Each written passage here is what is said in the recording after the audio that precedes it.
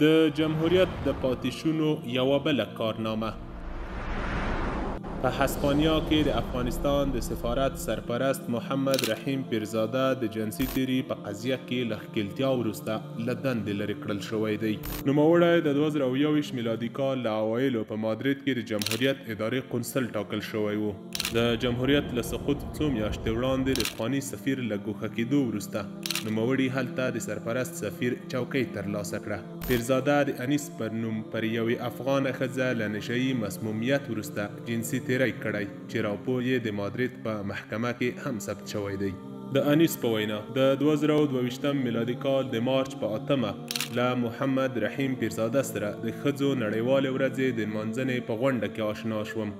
نوموړي هلته د دندې وعده راکړه، وروسته یې په شرابو نشه کړم او جنسي تیری راباندې وکړ. یوه بله افغانه چې په هسپانیا کې اوسیږي آل پایس ورځپاڼې ته ویلي پیرزاده په هسپانیا کې د 4000 افغان مهاجرو د وضعیت د څیړلو په پلمه د خبرو لپاره خپل اپارتمان ته بوتلم او هلته یې د جنسي تیري حمله راباندې وکړه.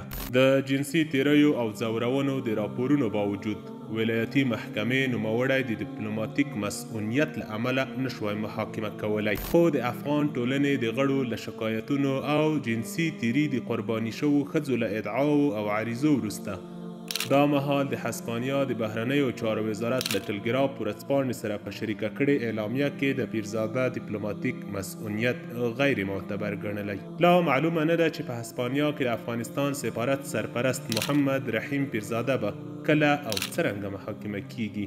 دا په داسې حال کې چې پیرزاده پر ځان ټول لګول شوي تورونه رد کړي، خو د جمهوریت ادارې ډیری ډیپلوماتان او مشران په هیواد دننه او بیرون له دغه ډول قضیو سره مخ دي چې ډیری یې حقیقت هم ثابتې شوي دي.